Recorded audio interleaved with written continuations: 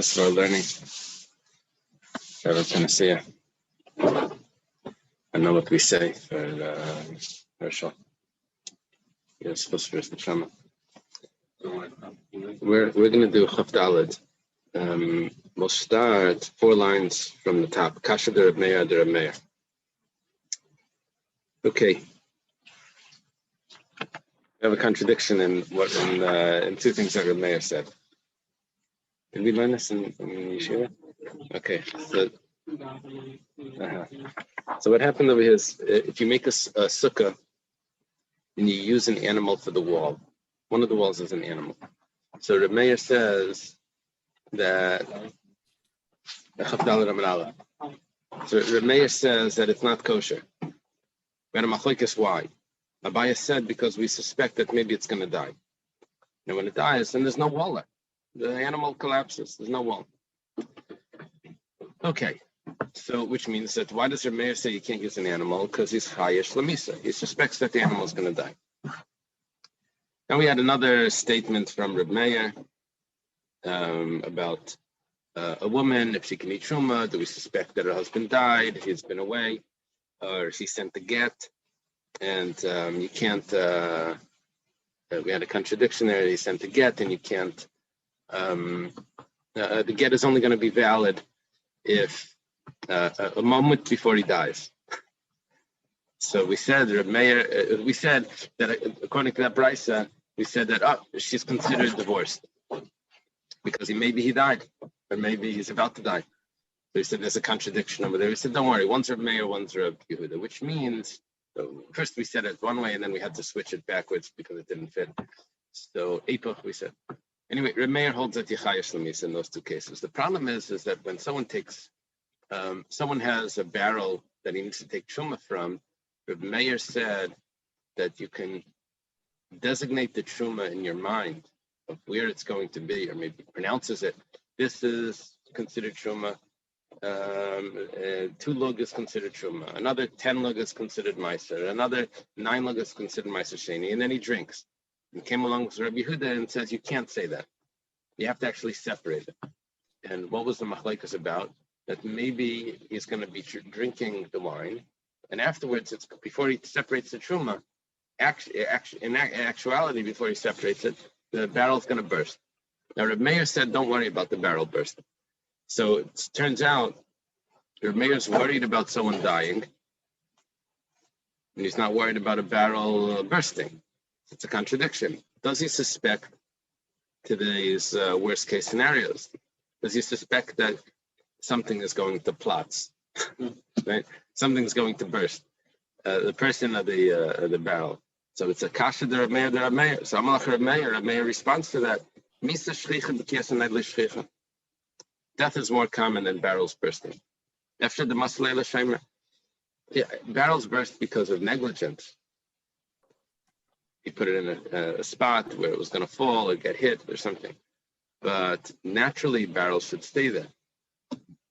People's death is not because of negligence. I mean, it's negligence also, but it's not. It happens even without negligence. So therefore, Reb Meir is chayesh lamisa because people die. At the end of their life, they die.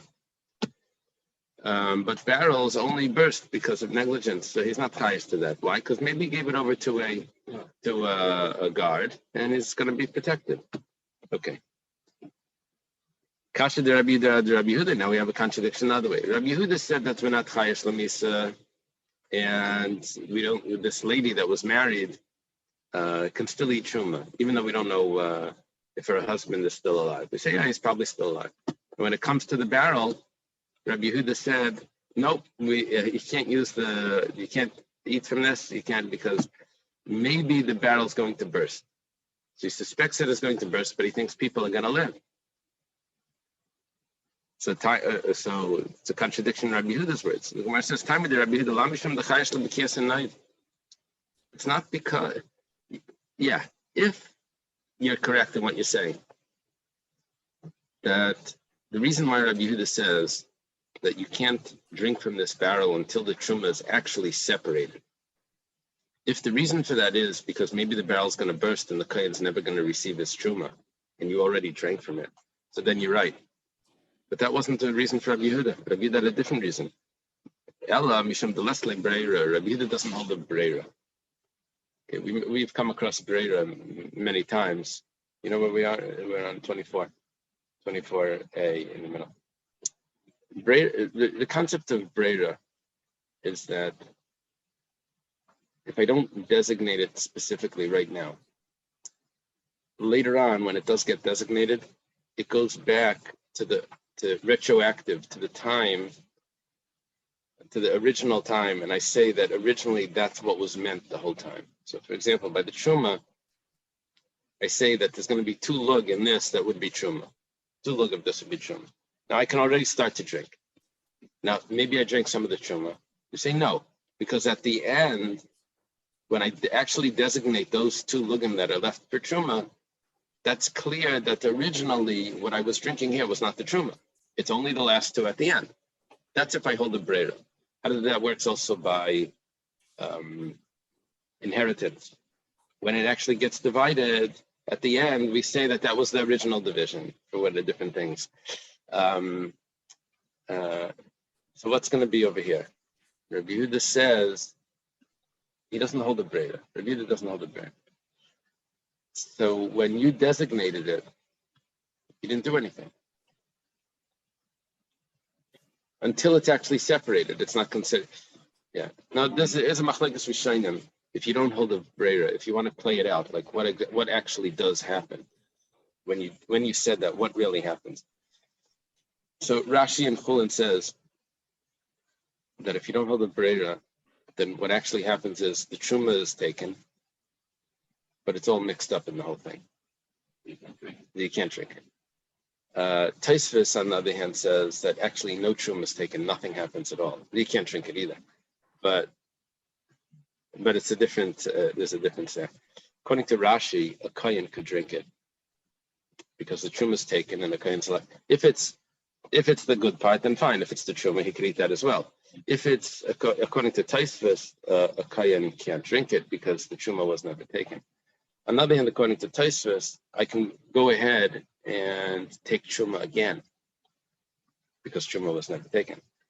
According to Rashi, there's no hope. Truma, you can't do it twice. Okay, so we're saying over here that the reason why, according to Rabbi Yehuda, there's a problem with the truma is not because the barrel's going to burst, but because he has another problem of he doesn't hold the breira, and he says until you actually separate it, you can't drink from it. Why didn't he actually separate it? Maybe he doesn't have another barrel, another container to put it into. Yeah, that happens sometimes. Like yeshivas could be they could serve the food, but there's no forks left or something, so everyone just waits, or someone figures out how to eat with a knife. But over here, like they don't have the utensils to separate it, so he's stuck with this. So what's he going to do? So he says, "I'll do it later." 2 of this is that's what he was going to do. He was going to do it all later, and so according to Rabbi Yehuda, that doesn't work. If I hold a breira, if there's such a thing as breira, then fine. Then what you designated is designated, and you'll separate it later. If you don't hold a breira, then you're stuck. You can't do it. Gemara says, now you just took out that whole svara. Just drop the svara that maybe the barrel's going to burst. You're telling me Rabbi Yehuda doesn't hold of maybe the barrel's going to burst and you'll be left with having drunk the wine, and there's no potential, there's no truma being taken. But me the tani safer. But if you look further, it said Amar Leila Reb Meir. Rabbi Yehuda tells Reb Meir, they told Reb Meir, Reb Meir, how can you say that you can do this? Let's say the barrel burst. It's going to come out. The barrel burst. He didn't give his truma. Meanwhile, he drank all the wine, and he never ended up separating the truma. But Meir says, when that happens, he'll let me know. We used to say, "Call me collect." That doesn't exist. So yeah. So you see, the point of this is, you see that Rabbi Yehuda really holds of that Shemi Bakanite, maybe the barrel is going to burst. because that was his comment back to Reb Meir. Michlal, the Chayish Rabbi Yehuda b'kiyas night. This implies that Rabbi Yehuda was concerned about the b'kiyas night. The Gemara says, Hasim Rabbi Yehuda the Kamal Reb Meir. That was just a conversation Rabbi Yehuda has with Reb Meir. He doesn't really hold of this. In arguments and debates, you follow the other guy's logic and you try to prove him that it's not correct, even though you don't agree with that at all. So he's telling him like this: L'didi less labor. I don't hold of what you're saying anyway. But according to you, the ishbrera, you do hold of brera. Don't you agree that there's a problem with your logic, that maybe the barrel's going to burst? And don't use this as a proof that Rabbi Yehuda holds of this. This was just his argument with Reb Meir, telling Reb Meir that he should hold of it. Amarle, like a shibak, and Reb Meir responds, that's not a problem for me. Because if it happens, then that's going to be a problem. But meanwhile, it didn't happen. Okay. Now the Gemara asks the question that you're probably thinking about. We just said that Rabbi Yehuda is not concerned about barrels bursting. He's also not concerned about people dying. Rabbi Meir was concerned about people dying, but not concerned about barrels bursting. Right? The Gemara asks, Rabbi Yehuda is not concerned about people dying. Says but we have a Mishnah, beginning of Yomi. The Kohen Gadol on Yom Kippur needs to be married. So, one of the things that they did in general for the Kohen Gadol was they separated another Kohen Gadol just in case this one becomes Tameh. Comes under Rabbi Yehuda, he says you have to separate another wife. Maybe his wife is going to die and he needs to be married. So the Chachamim said, we're not concerned about people dying. So, what was Rabbi Yehuda's logic? That we are concerned about maybe his wife is going to die. Yeah, we're saying that we're not that Rabbi Yehuda's not concerned about that. So the answer to that is, it was stated about that Amar Avuna Brei Rabbi Yeshua, my loss of a kapara. That was a special case. When it comes to kapara, in certain situations, you have concerns that are that you don't have in other places. On an airplane, I'm sure the pilot is concerned about a lot more things that the person is when he gets into his car. They check to this, they check to that, every time they start the plane. In the car, you don't check all of those things. You turn it on, it's ready, you go. So in certain situations, you have to be extra cautious, extra precautions. So when it comes to kapara, when it comes to Yom Kippur, it's such an important thing that we have extra precautions. But on a normal case, we're not worried about that. Yeah.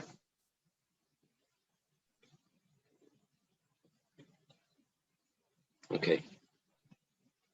The Gemara asks that the basis of all of this was a brisa.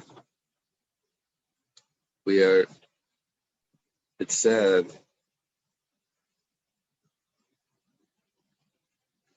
the mayor said, anything that has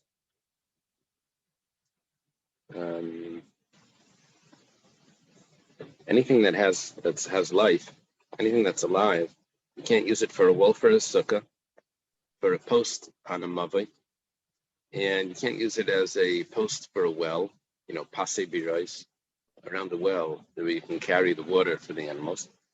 And also, it's not a goyla lakever. It's not considered a stone for a grave.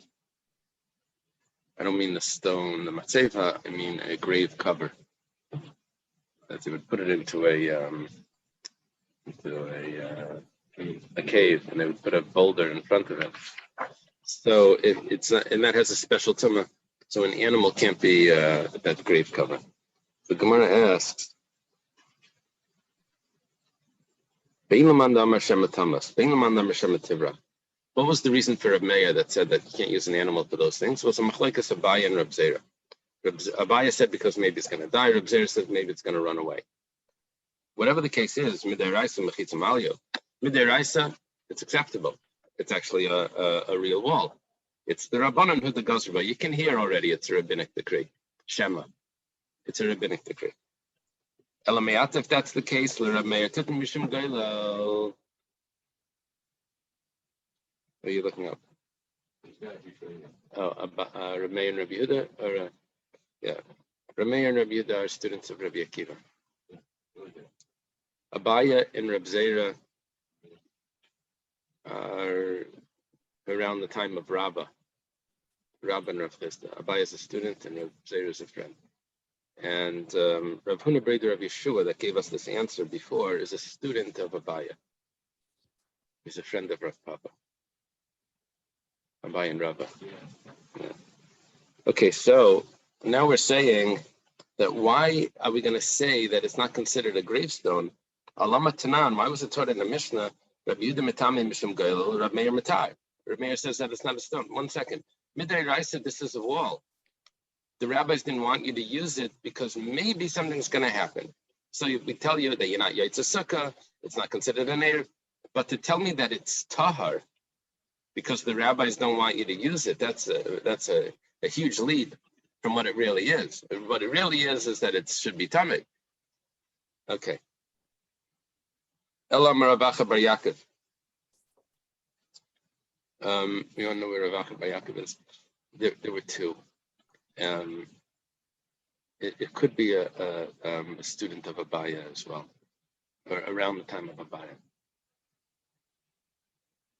But you see it there on the chart. This is Rav Acha Bar Yaakov. Rav Acha Bar Yaakov had a son, Rav Yaakov, as well a father of Yaakov, and he sent his son to yeshiva. To Abaya, he wasn't doing so well. He came back. He tells him, "You stay home. I'm going to go." And instead, there's a discussion. The father's going to go.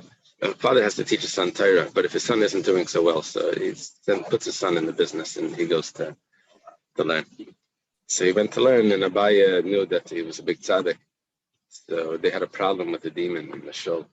So Abaya tells everyone, "Don't invite him. He'll have to stay in the shul, and he'll get rid of the demon." So this is a Gemara in Kedushin. So the demon comes to him as 7 heads or something. Every time, so he davened, every time he bowed down, 1 head fell off. So at the end, the demon died, and Rav Acha Bar Yaakov complains to Abaya, "What did you do to me? You put me in danger." So he said, "No, we trusted your righteousness."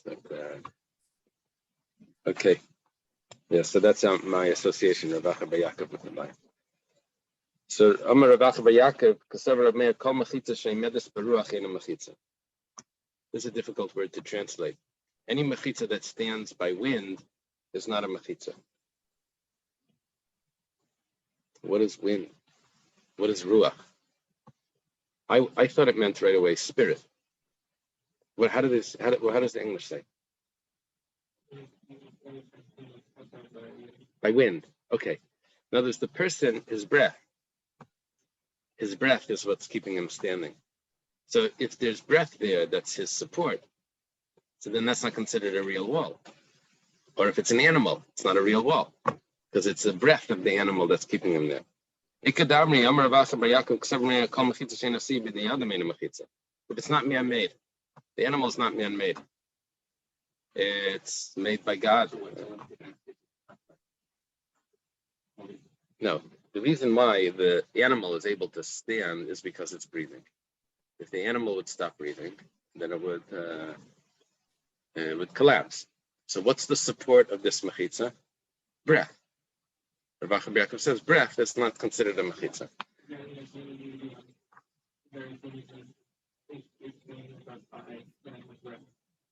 If the animal itself is being held up by its breath. No, we're talking about using an animal as a wall. So what's holding up that wall? The animal's breath, because the animal is held up because he's breathing. Other pshat, the ikadamri, is that it's not. I'm not sure. So we grew up in about meetings that they did the moving this way. And so I take the case here. Okay. But without the wind, it was pushing against it, holding it up. In other words, it's not standing up by itself. Back and forth, the wind is blowing. And then the second one there, kid of our chayim with the chayim. He said, "Al davar she'inenu nifrat b'mishum started not." Literally, it's the wind blowing. That's the pressure that's holding it up. So, you see, having a free talk. No. If that wind would stop, thing would fall. Yeah. So the comparison, you're right.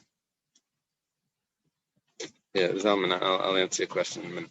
Yeah, so the comparison Ramesh is explaining is that if there would have been a wall that was being held up by wind, that wouldn't be a wall, right? If the wind was holding it up, because the wind is blowing in one direction, it's keeping it, otherwise it would have fallen. So that's not a wall. So here too, the animal is also being held up by wind because of his breath. Yeah, the Gemara before mentioned that Zalman, that the animal could have been tied up. But we said that if it was tied up, then it would still droop. It would go under 10 tefachim. That was a concern. So we're probably following that same logic that, yeah, you could tie the animal and it's not being held by wind, but if without the wind, it would still droop to a position where it wouldn't be, yeah. The other cases, explanation, the other version of this is that if it's not man-made. My binai, what's the difference between the two versions? It could be let's use like a balloon. It's a blown up flask that they would use like animal skin. They could fill it up with water or something. But here they blew it up, so they made a wall. Yeah, like a bounce house. A bounce house like a. So it's held up by wind, by air. They had that machine blowing it the whole time. Yeah. What about if it's not blowing the whole time? What about if they had it like the way you blow up like the floaties, like a balloon? Yeah, it's an uttavach, and then you tie it. That's a balloon. So Lamanda Mar Mechitza Medes Beruach Ena Mechitza Harei Medes Beruach. This is because of wind. Yeah, that's why I wanted to translate it spirit. But then a balloon doesn't have a spirit. So it has to be wind. Lamanda Marina Suyibide Adam, but according to the version that says the room's locked. So you can forget it on your phone. Do you have a phone with you? So you go under Safaria, and you go under on the front page. It says Daf Yomi. We're a page behind. But, so according to the other opinion that says that it's Ein Asui B'dei Adam, so Harei Asui B'dei Adam, this is man-made, so this should be acceptable. Amar Mar, we're on 24b at the top. Amar Mar, the master taught Mishum Rabbi Yossi Glili, Amar Afin Kaisvan Lov Giti Nashim. You can't use an animal, according to Rabbi Yossi Glili, to write a get. You would write like kids, and they write on their hands, like class, the board, they write on their hands. So someone had a pet, wants to divorce his wife. He writes on the pet. You're divorced. The whole of the whole 12 lines, right? A get is 12 lines. He writes the whole 12 lines on the get, and he gets the Edom to sign. So Rabbi Yossi Glili says it's not acceptable. My time with Rabbi Yossi Glili. What's the reason for Rabbi Yossi Glili? Yeah, I could see someone doing this if they own like a pet together, So why doesn't it work? It says the Tanya was taught in the Brisa Sefer. It says the Kasav La Sefer Krisis that he writes for her a divorce, a book of divorce, a bill of divorce, right? But the Hebrew word is Sefer. Ainly a Sefer. I would think it needs to be a scroll, like a piece of parchment. Minayin l'Rabbis Kol Davar. How do you know you can use other things? They used to write postcards on sea grape leaves. Those big leaves. They grow over here, and nice hard leaf. You could write a get on a leaf. Oh yeah, birch bark. Yeah, the white. We had a birch tree in Rhode Island. We didn't write divorce on it, but it would peel. You could peel it off. So, how do you know that you can use other things as well? It doesn't have to be parchment that's like a scroll. It says he writes for her, Mikal Makam, whatever it is, it doesn't have to be specifically a scroll. So, what we're looking for here is that you can't use an animal. Imkain Matam Sefer. So if you can use anything, so why does it say a scroll?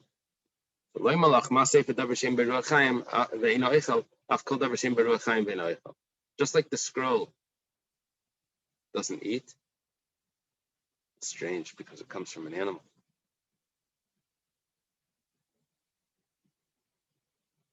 So whatever the case is, it doesn't eat and it's not alive. It can't use, you can use a leaf, but you can't use a live animal. It could be parchment, but that would have to come from it has to be dead. Can't be alive right now.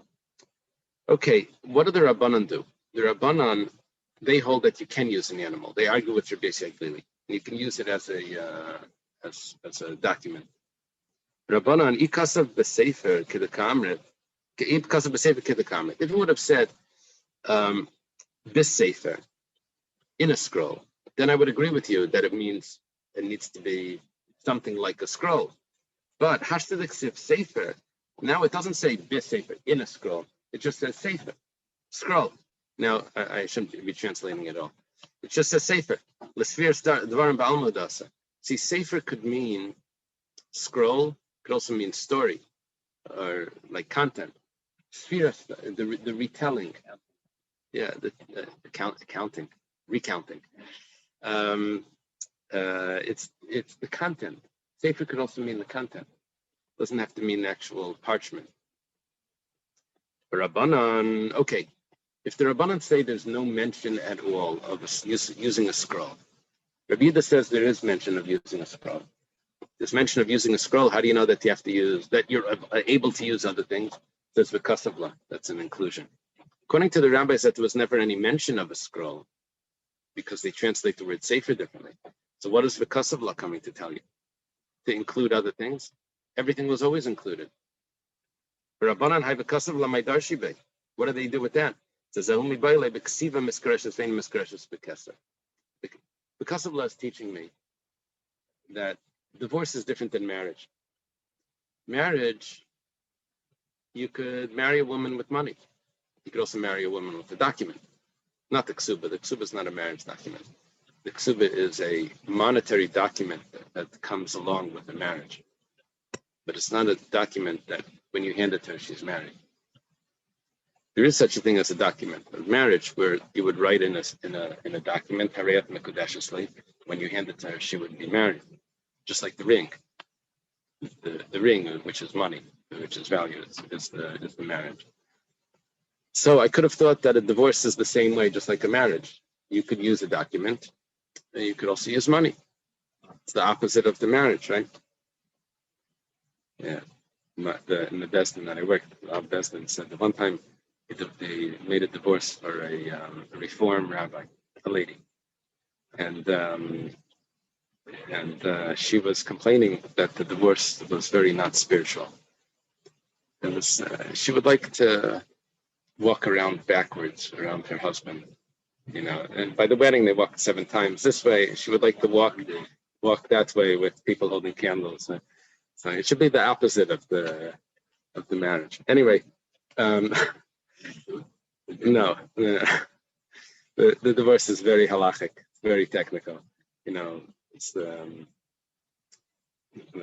dot the I's and cross the T's. It's a very technical. So I could have thought that maybe if it's the opposite of a marriage or something, I could have used money. So salkadaita chayil chamina chayil viskish yitzia lahavaya. There is a comparison, marriage to divorce. So mahavaya bekesef av yitzia bekesef kamashman. I could have thought that just like the marriage is with money, so the divorce is with money. So it comes to tell us that no, the divorce takes place without the money. Basically, the settlement doesn't affect the divorce. That'll work out, but they could be divorced and work out the settlement. Rav Yossi Aglili haisvarim minole. Where does Rav Yossi Aglili know that you can't use money to get divorced? To affect the divorce. So he says he learns that not from the word sefer, but misefer krisis, from the juxtaposition of those 2 words, nafkale. That's where he learns it out. Sefer karsa vein davar acha karsa. That it's a document that divorces, and not, it's the words that divorce maybe, because he didn't say Sefer was a document. He says the Sfira Stvarim, it's the content that divorces, but not anything else. V'idach, what do the rabbis do with the juxtaposition of Sefer Karsa, Sefer Krisus? They learn that the person, the couple needs to be separated entirely. Kedetanya, as it was taught in a brisa, Hareza Gita Chamanach Shlei Tishli Yayin, Vamanach Shlei Telchi Lebesa Vichlo Elam, Ain't a Krisus. Kol Shleshimiyam Hareza Krisus. Let's say this could happen, a controlling spouse. He says, I'll let you get divorced, but you can never go visit your parents ever again. Otherwise, the divorce is not effective.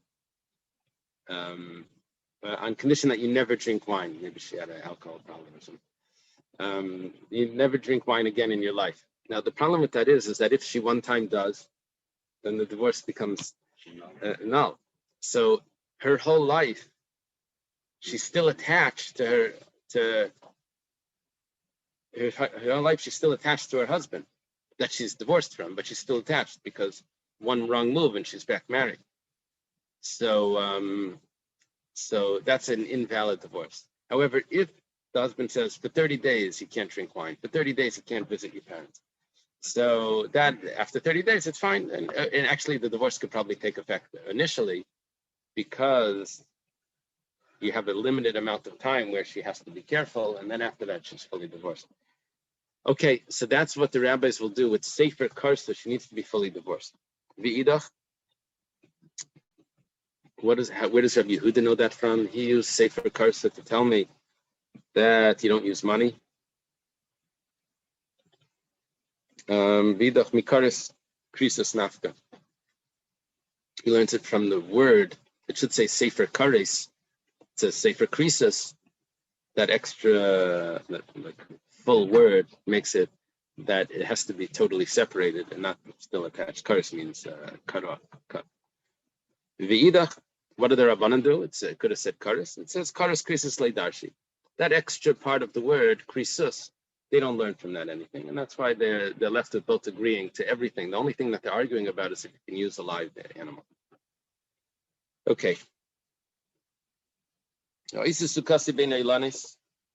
Someone makes a sukkah between trees.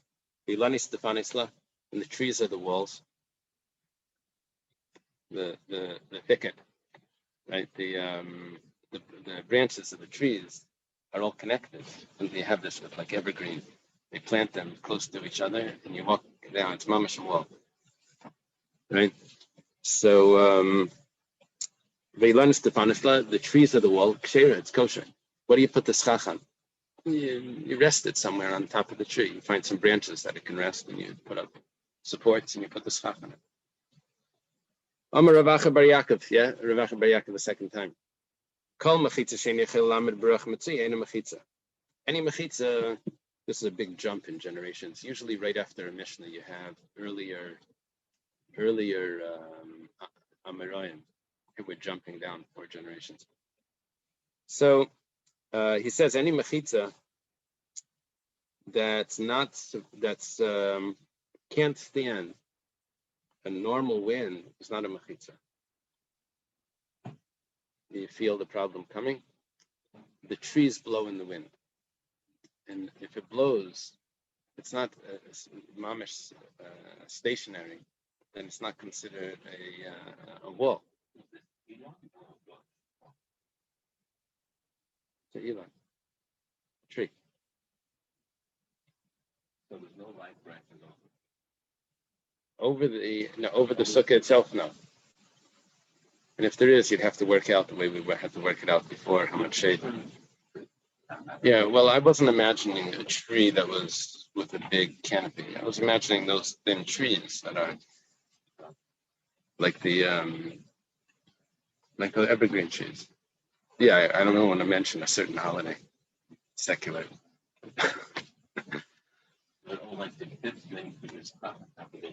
Yeah, or somewhere along the way, on a hard branch. Okay. So, Tanan. Yeah.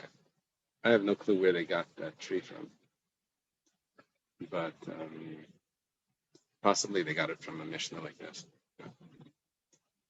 Whatever. So Tanan, yeah. I mean, like, what's the association with the tree?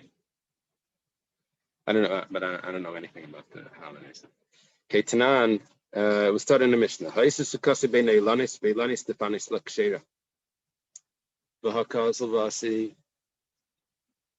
Acha Bar Yaakov says that if it blows in the wind, it's not acceptable. If it can't stand strong in a wind, it's not acceptable. But now we have a Mishnah that says that a tree could be a wall for the sukkah, but it blows in the wind. Gemara answers, we're talking about its strong trunks of the tree. But what about the soft branches?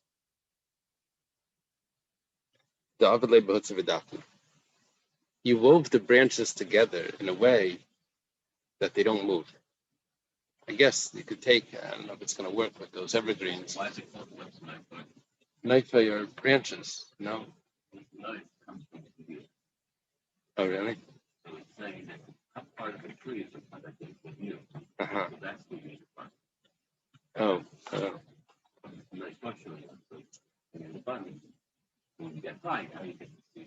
Oh, so you're saying the top of it sways like that. Uh-huh. So, and that's interesting. So there is a part of the tree that sways in the wind. What are you going to do with that part? So the answer is that you braid it, or you not braid it, you weave it together. You tie it, so it doesn't sway. Okay. There's machlekes, how much swaying is considered swaying. One opinion says a tefa. Another opinion says 3 tefachim. It's a big nafkamina with the canvas sukkah. Yeah. If it's 3 tefachim, it probably doesn't go 3 tefachim. It doesn't sway 12 inches. Blows somewhere. It would need to be really loose. Mostly it could sway 4 inches. Like a little bit. There's a little give over there, and the wind could move it. So if it's according to the opinion that it's a tefach, it's more of a problem. But if it's 3 tefachim, so it's probably kosher without the straps. Yeah, but they put the straps on the bottom of the canvas. Okay. Tashima, hayashamila negeder emechitzakanam nida mishum diyumet. If there's a tree or a fence or a wall that's made out of reeds, if it's thick enough to be an amma by an amma, then it could be a diyumet. Diyumet means a double diyu oimed. A duo is 2 in Greek or something, Latin. So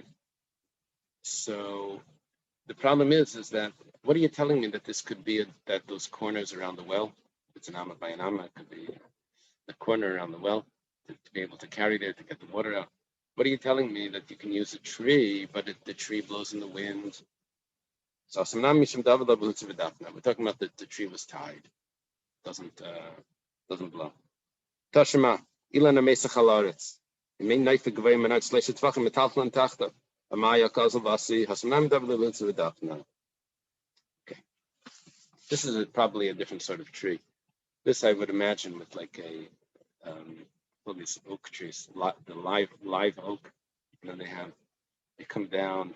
It's a huge canopy, and you can go under it, and you suddenly go under. You have like this open area, so you can carry under a tree like that on Shabbos, even if it's out in the field. There's no eruv, because the tree itself is an eruv. You're surrounded by walls. As long as the canopy comes down to the ground within 3 tefachim, it's considered a full wall. The Gemara says,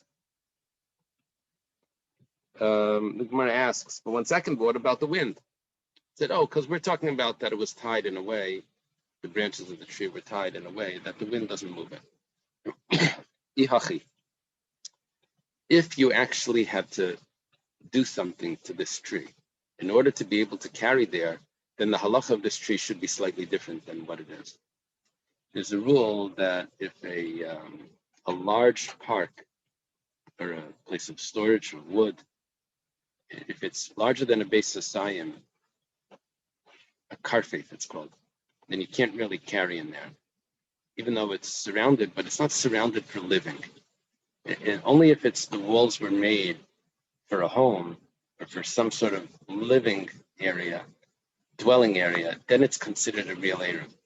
If it's just a park that's surrounded by a fence for wood storage or something like that, like a forest or something that's surrounded by a fence, it's not considered an area.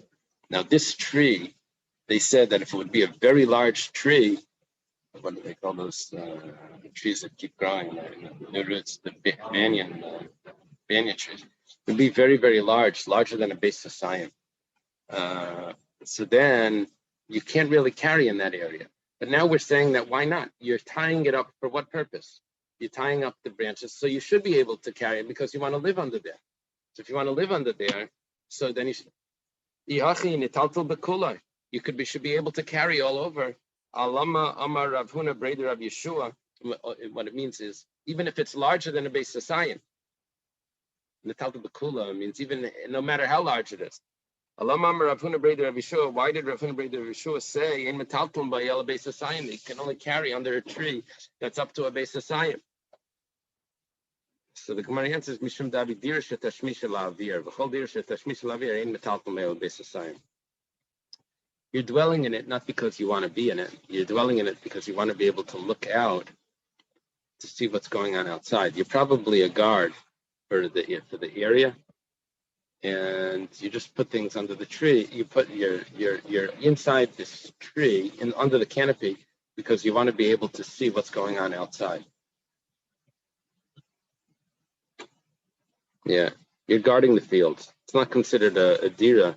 If the whole point is just to be able to look outside. Yeah, I'm not sure the ins and outs of this, but they used to say, if you're in the yeshiva and you're looking out the window, they would say, it's better to be outside looking in than to be inside looking out.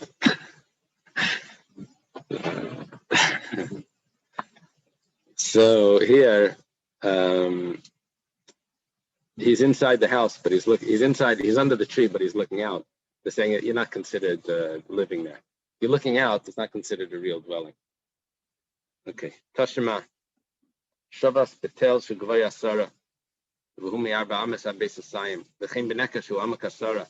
V'humi Arba Ames HaBeis HaSayim. V'chein Kama Ketzura. V'shibolos Makibes HaMahalachas Kula V'chutz L'Alpayim HaMa'apagav D'Kaz L'Vasi. We gave several examples over here of natural walls. And we're saying that it's considered a wall. And our question is that these things are going to blow in the wind. So the first one was this that we don't have a question about. It's a mound, 10 tvachim high and 4 tvachim wide. That's considered surrounded by a wall. And then you have a groove in the ground. Let's say they were building a swimming pool or something, and they dug this big hole. So it's 10 tvachim deep, and it's from 4 amas until a base of Sayim, until a very large area, Olympic-sized pool. Or let's say they harvested grain. Now, they harvested grain in the center of a field. So when you go into that field, you're surrounded by tall grain all around you. So that's considered a wall. Now, the problem with that instance is that grain blows in the wind. It's not really solid. So the Gemara answers, now we're talking about where you wove it together, the surrounding grain, in a way that it doesn't blow in the wind. Okay. Now we have a new topic.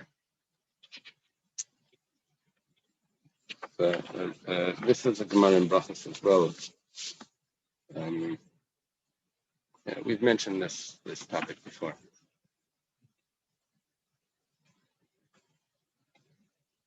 Shluchi mitzvah. Turin minasaka. If someone's a shliach mitzvah, He's on a mission to perform a mitzvah. So he's exempt from sukkah. Yeah, like how watered down. Yeah. In that place. There's a machlokes, Tosfos and the Ran. Tosfos is very strict about this. He says it's only if you're actually performing the mitzvah in a way that right now I'm involved in the mitzvah, that if I would have to sit in the sukkah, I'd have to stop what I'm doing. It can't be like... Well, I make the point that flying up something. Right. Gives you the money. Yeah, if someone gave you $1 to go to give tzedakah. Or Right. to this yeshiva, to this well, to this place, or whatever the story is. Right. You stop it, it's something down. Yeah. Take a look at the words of Tosfos, Shluchim Mitzvah. Go down to Tosfos V'tema. Yeah, it's I don't know, 10 lines down. In Yecholim L'kayim Shneim, I might Turim. Don't the Adam she's like tzitzis bebigdei tefillin b'roshim mimifta b'kaf mishar mitzvahs.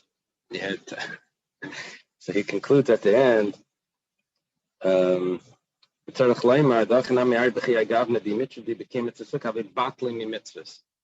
I would have to do this mitzvah, I would have to neglect the other mitzvah, the mitzvah that I was performing first. That's Tosfos' opinion. We're going to learn that travelers wouldn't have to, for other reasons, even if it's not a mitzvah. If it is a mitzvah, they have an extra exemption. We'll see. Okay. This is someone that's ill is exempt from sukkah, but not only the person that's ill, also the person that's helping him is exempt from the sukkah. Then another point is you're allowed to eat temporarily. You're allowed to take a snack outside the sukkah. Not Chabad, but everyone else is allowed. Yeah. To figure out why we're so strict. The Gemara starts off, where do you know that a shliach mitzvah is exempt? The Tana Rabbana was taught in the Brisa, a person sitting in his house, right? This is we say this in Shema. He's supposed to say these words when he's sitting in his house. Prat leisik the mitzvah. That means only when he's sitting in his house.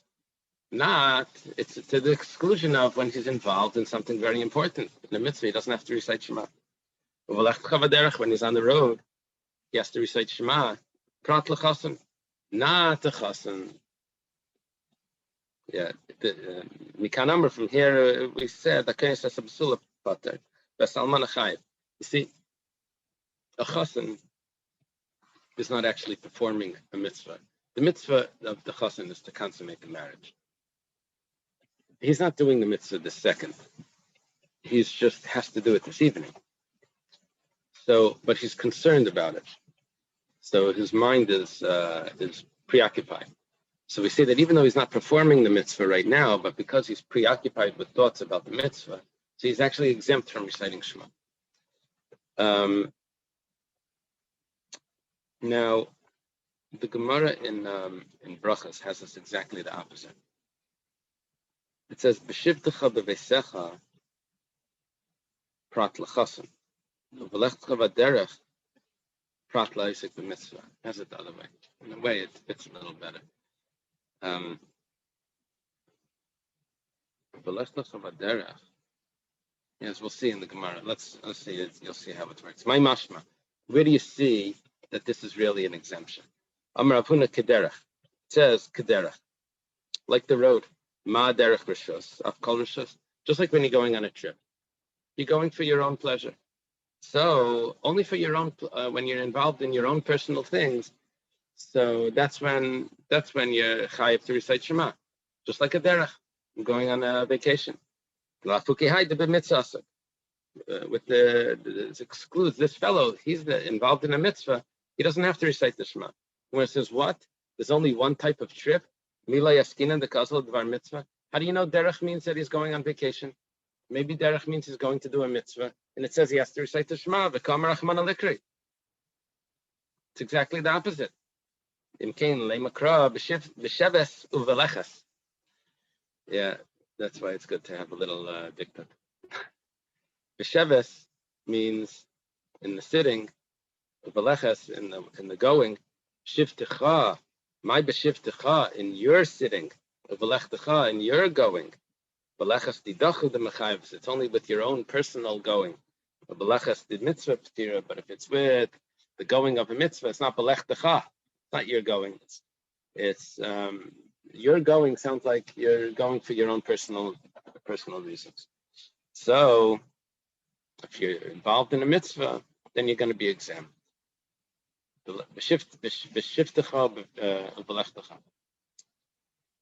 Okay, that's the only time that you have to recite the Shema. Gemara says, why did we say only if someone's marrying a basula, a virgin? That's when he's exempt. Let's say he's marrying a widow. That's also a mitzvah. If the mitzvah exempts him, so what's the difference? That's also a mitzvah. It says, he's not as bothered, preoccupied in his mind if he's marrying a widow. If he's marrying a virgin, is more concerned about will he be able to consummate the marriage. It's a widow, he doesn't have the same worries. So the Gemara says, what? The exemption from mitzvah has to do with being worried? You're telling me that if someone's worried, he doesn't have to do mitzvahs? It's like a great excuse. Like, where were you for Shachris? I was worried about something.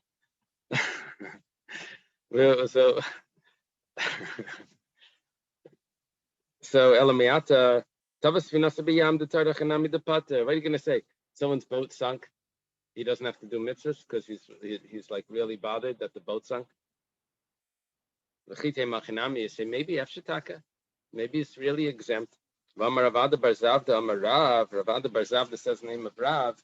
Rav is the first generation. Ravada Barzavda would be a second generation.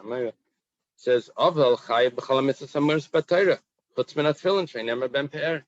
An Avel is Chayav in all the mitzvahs. Now, we're not talking about the Einin. The Einin, the Einin is the first day before the burial. They're exempt from mitzvahs because they have to take care of the burial. Yeah, you don't want to get distracted in anything, so they have one job to do. But the Avel, he's mourning. So there's nothing that would bother a person more, like worry a person more than mourning. That's like the extreme mind preoccupied. And now you're telling me that if someone's boat sinks, possibly is exempt from mitzvahs because he's worried. An aval is more worried than someone that's his boat sank, and he's chayiv in all the mitzvahs, with the exception of tefillin. Tefillin he doesn't put on. The Gemara on the next page is going to say, we learned from Yecheskel. Yecheskel, I think his wife passed away, and Hashem says he should still wear the tefillin. So, the wives have to tell him he should still wear tefillin. It's coming to tell him that in his situation he has to wear tefillin, but normally an aval doesn't wear tefillin. That's really aval the first day. Okay.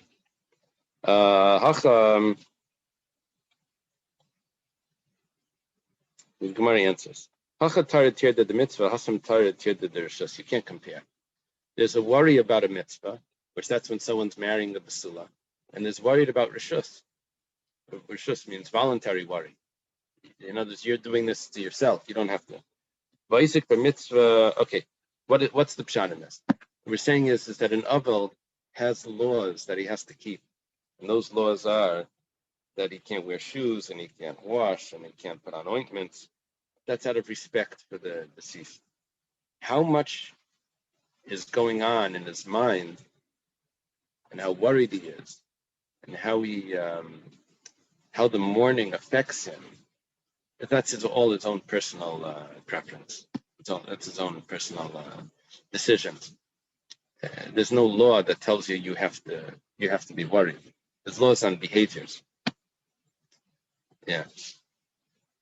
The Gemara says, "Va'isik for mitzvah, patim in a mitzvah, mihachanafka, mihasanafka." We learn it from that psukim in Shema. We learn it from somewhere else. The Gemara is going to give us a very odd source B'Reisik Mitzvah Patim and a Mitzvah. See, the source right now is that someone is involved in a mitzvah, and it comes the time for Shema. He doesn't have to interrupt the mitzvah that he's doing, and he can continue being involved in the mitzvah that he's doing, and he'll skip Shema because he's involved in a mitzvah. The source that we're going to bring now is that if you're going to start this mitzvah, it's going to stop you from doing another mitzvah that's coming up. So maybe you shouldn't start this mitzvah. It's a little bit different. Maybe because the mitzvah that's coming up is more important, so don't do the mitzvah right now. What could that be? We're going to talk about someone becoming tamei when Pesach is about to arrive. Maybe you should avoid becoming tamei because the mitzvah of Korban Pesach is more important. We're going to say that no, you should have to become tamei, which is a minor mitzvah, because when you become tamei, you'll be exempt from the Pesach. That's a proof that Isaac b'mitzvah patim and a mitzvah. Okay, so it goes like this. We learn it from the Gemara challenges. You learn it from the Psukim and Shema. We have another source. Mehasam nafka. The Tanya was taught in a brisa. But yeah, there were these people that were tamei to a corpse. Who were these people? In other words, they approached Moshe. They said that it's not fair that we can't do the Korban Pesach, and they got the mitzvah Pesach Sheni. But who were these people that were tamei? So the first opinion is Naisi Arena Shel Yosef Hayu. Rabbi Yossi Aglili. If you want to remember, you have the name of the author. Rabbi Yossi Aglili says they were carrying Yosef's coffin. Okay. Rabbi Kiva Imer Mishal ve'Ol Tzafein Hayu Sheyoiskim Benadav Aviyo. Mishal and Ol Tzafein were cousins of Nadav and Aviyo, right? And what happened is Nadav and Avihu died. It was the first day of Nisan. It was the inauguration of the Mishkan. They brought the fire without being commanded, and they died. So they're dead in the Mishkan. Had to pull them out. So who took them out? The cousins, Mishal Veltzafa. They were tamei. When were they tamei? They were tamei when it comes time for the Pesach, which is 2 weeks later. Rabbi Yitzchak says, 1 second.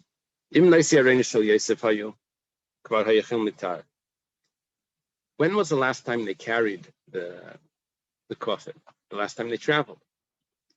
When did they come to Har Sinai? It was the first day of Sivan, the year previously. It was about 10 months earlier. The last 10 months, they haven't touched the Aron of Yosef.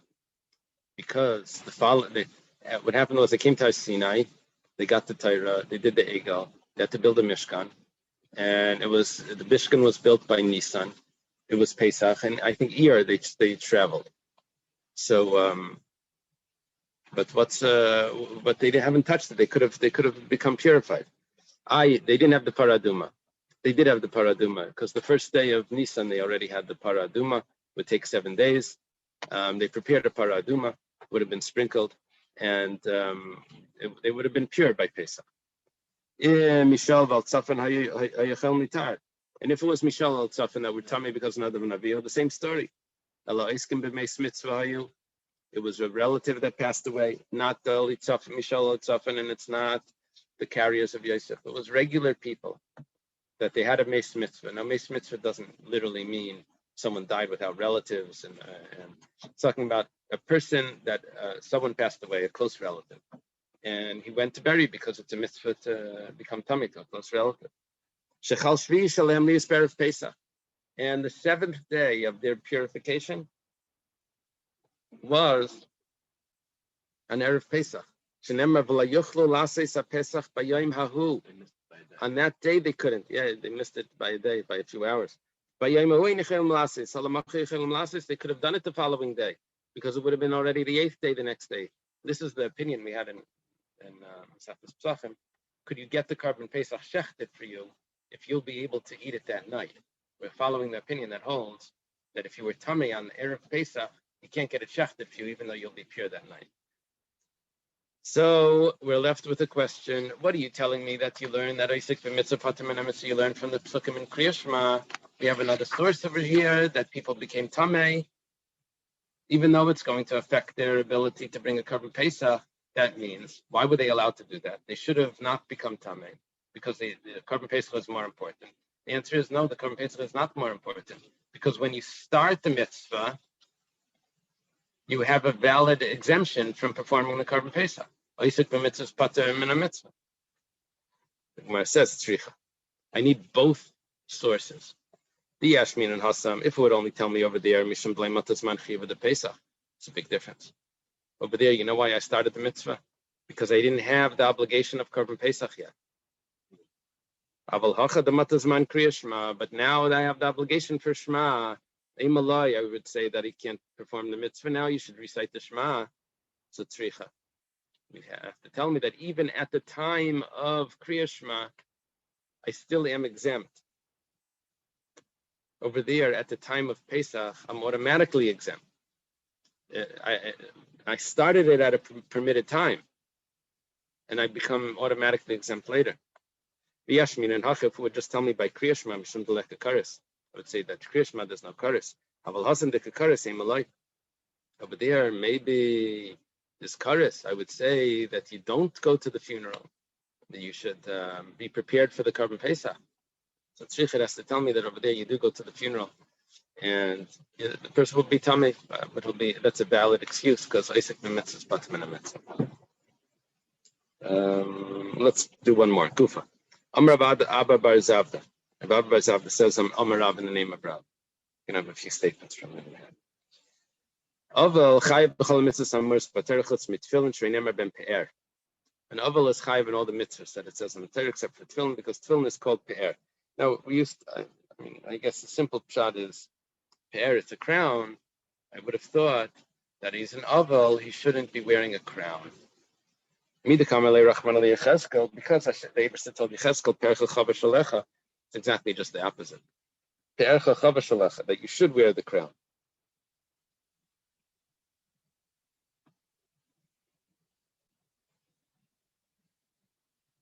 Yeah. You should not be mourning like everyone else. You're chayiv, but that tells me that everyone else is exempt. But that's only on the first day of mourning. That at the end is the bitter day. That means, I guess, the end of a person's life. There's a bitter day, one day of mourning.